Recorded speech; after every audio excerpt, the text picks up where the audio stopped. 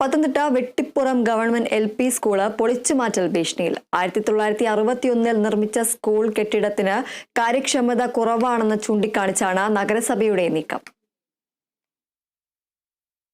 1961 നിർമ്മിച്ച സ്കൂൾ കെട്ടിടത്തിന് കാര്യക്ഷമത കുറവാണ് എന്നതാണ് നഗരസഭ കാരണമായി പറയുന്നത്. 160 കുട്ടികൾ പഠിക്കുന്ന സ്കൂളും ഒപ്പം അംഗനവാടി കെട്ടിടവും പൊളിച്ചു നീക്കാനാണ് അധികൃതർ നോട്ടീസ് നൽകിയത്.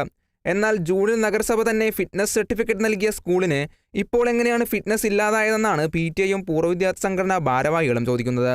ഇപ്പോൾ ഈ സ്കൂളിന് സംഭവിച്ചിരിക്കുന്നത് 30/5/2025 ഈ സ്കൂളിന് ഫിറ്റ്നസ് ലഭിച്ചിട്ടാണ് നമ്മൾ ജൂൺ ആദ്യം ഈ സ്കൂൾ ഓപ്പൺ ചെയ്തത്. എന്നാൽ BRCയിൽ നിന്ന് നമുക്കൊരു പേപ്പർ ലഭിച്ചു, ഈ കെട്ടിടം അൺഫിറ്റ് ആണ് എന്ന് പറഞ്ഞ് ആദ്യം ബഹുമാനപ്പെട്ട HM ഒരു പേപ്പർ ലഭിക്കുകയും അതേ തുടർന്ന് 21/8/2025 ഈ കെട്ടിടം അൺഫിറ്റ് ആണെന്നും പറഞ്ഞ് നഗരസഭയിൽ നിന്ന് ഒരു പേപ്പർ ലഭിക്കുകയും ചെയ്തു. ഇത് മോഡൽ BRC ആക്കുവാൻ വേണ്ടി 78 ലക്ഷം രൂപ അനുവദിച്ചിട്ടുണ്ട്. നമ്മുടെ ഈ സ്കൂൾ കോമ്പൗണ്ട് വിട്ടുകൊടുക്കണമെന്നാണ് BRC നമ്മളെ അറിയിച്ചിരിക്കുന്നത്.